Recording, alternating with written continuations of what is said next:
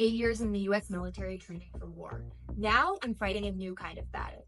Not with bullets, but with databases, biometrics, and loops of disinformation built to shut you up. Brainworm Supreme wants a registry of neurodivergent people. He's already spoken about sending us to camps. I can't even call this what this actually is because YouTube will flag me for harassment. It's just a preemptive target list. In the 1930s, Mustache Man didn't start with the Jews. He started with disabled children. He tested tracking, institutionalization, and quiet erasure on them, then scaled that system to everyone else. The pattern is always the same. Test the system on the least protected and then expand. So if you're still waiting for things to get worse before you decide to act, you're already late.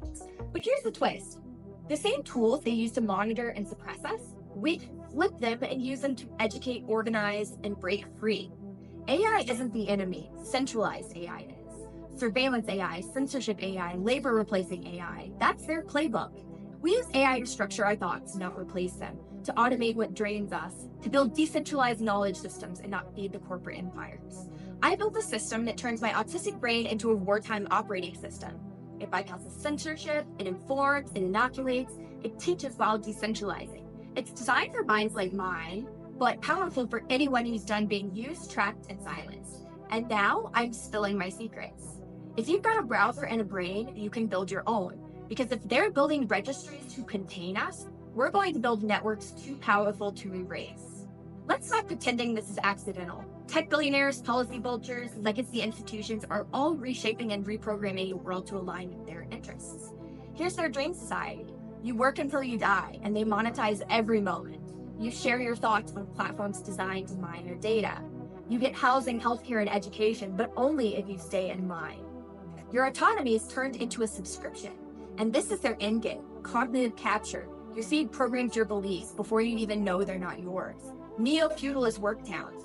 If you don't have a job, you don't get a house or health care, and you can't escape. You either work or vanish. Biometric segregation.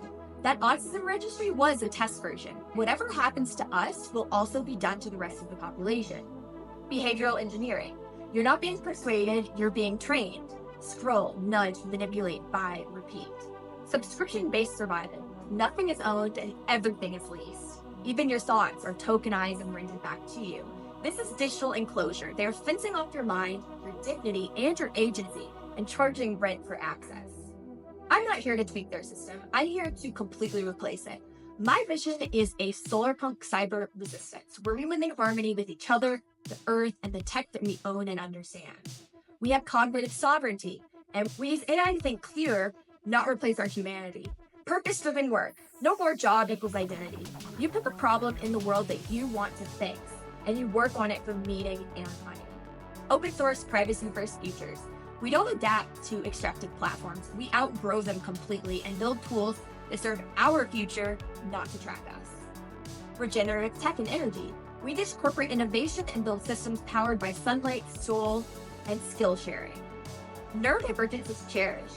The traits they call maladaptive, like obsession, urgency, and moral clarity, are the edge that makes us so dangerous. So in my future, what is the projected career life cycle? First, start by getting a job. Not to stay, but to learn, gain skills, and build your knowledge base with a strong foundation. 2, document everything. That could be your skills, insights, your notes, and your connections. That's all your leverage thing that you can take with you later, but you have to take your notes. 3, find your people. Those who want to build the same future that you want. 4, search for problems to solve. So if you're laid off, you've already got momentum and idea. 5, launch your counterforce. It could be a product, tool, business, or system that solves a real problem and aligns with your values, with your people. This is the new career arc.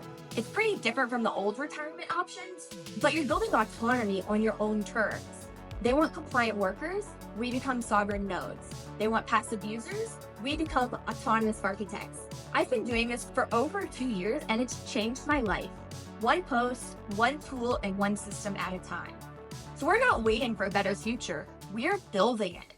The collapse has already happened. The institutions we once trusted are now hollowed out. The state won't save you. The platforms will profit from you. And the public goods that we counted on in the past, like education, healthcare, housing, and journalism, have all been gutted, privatized, or paywalled. That's a quiet collapse.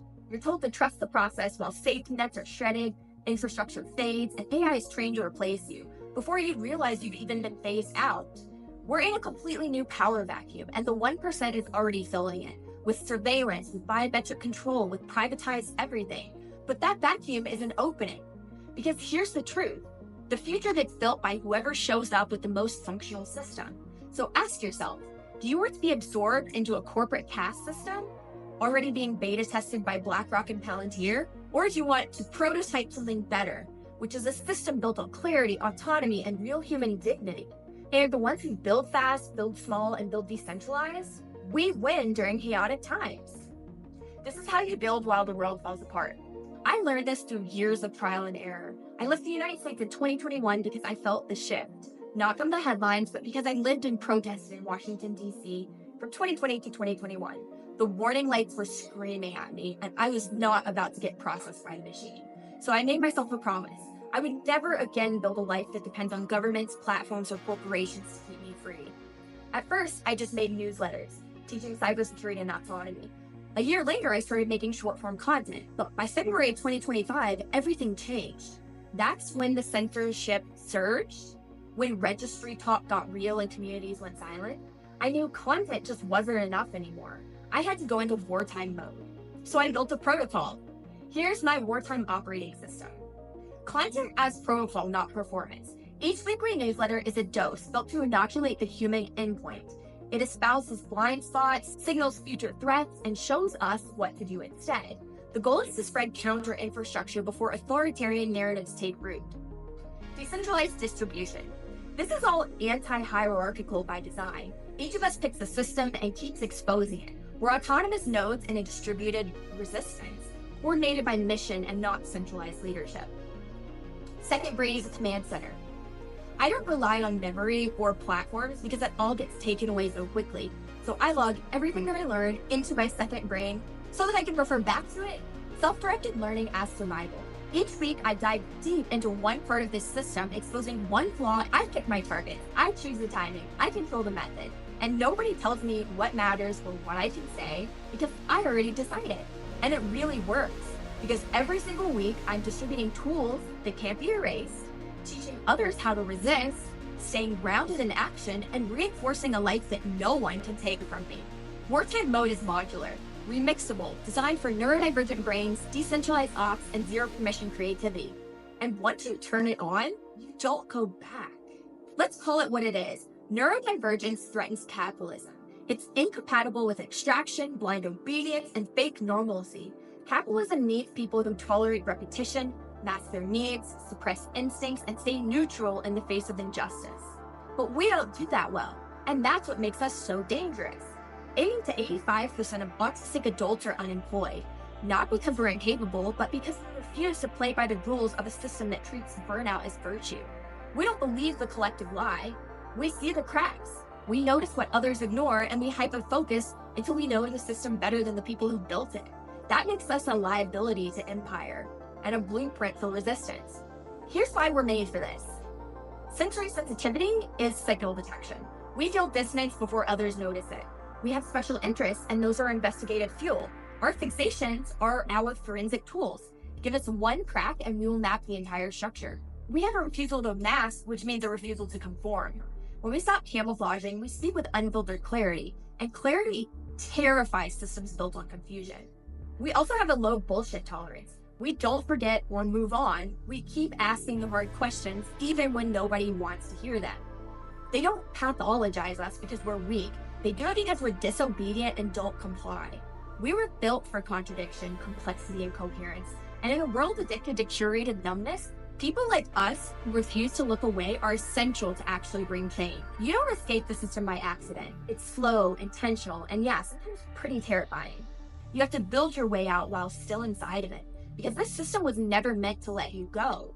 We are treated like livestock, data cattle, labor reservoirs, dopamine mines, and the second you start wanting autonomy, you become a threat to the system. Here's how they see you. If you had a self-driving car, would you want it choosing its own destination? Exactly. That's how the ruling class views us. So escape doesn't mean going off grid tomorrow. It means slowly stepping out of every system that trades you obedience for survival. Start by asking, Who owns my time? Who profits from my attention? Who benefits from my silence? And then move, even if you're scared. Escape looks like saying no to jobs that drain your values, starting projects with people who share your ethics, and making just enough money to own your life without trading your soul for it. It's also swapping institutional permission for pure line power and finding purpose through creation, not consumption. You'll still exist in the system for a while, but each week you cut a new cord. Bit by bit, you shift your energy to what builds sovereignty, until one day you've built a life they can't repossess. That's how we reclaim our time, our voice, our nervous system, our ability to imagine something better. So what happens when enough of us stop feeding the machine? It collapses. You've been recruited, not just by me, but by the truth. Because if you've made it this far, then you're already activated. This is your call to operational clarity. And here's your task for the week.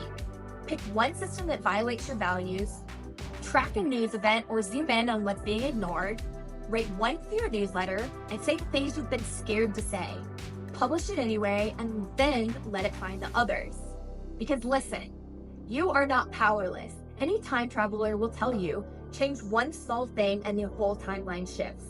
You are a variable in the timeline, and if enough of us act with clarity, we outnumber them and the system breaks. They have armies of AI, but we have autonomous minds and moral clarity. They've got deepfakes, but we have receipts, maps, memory, and numbers. They want docility. We choose structured public defiance.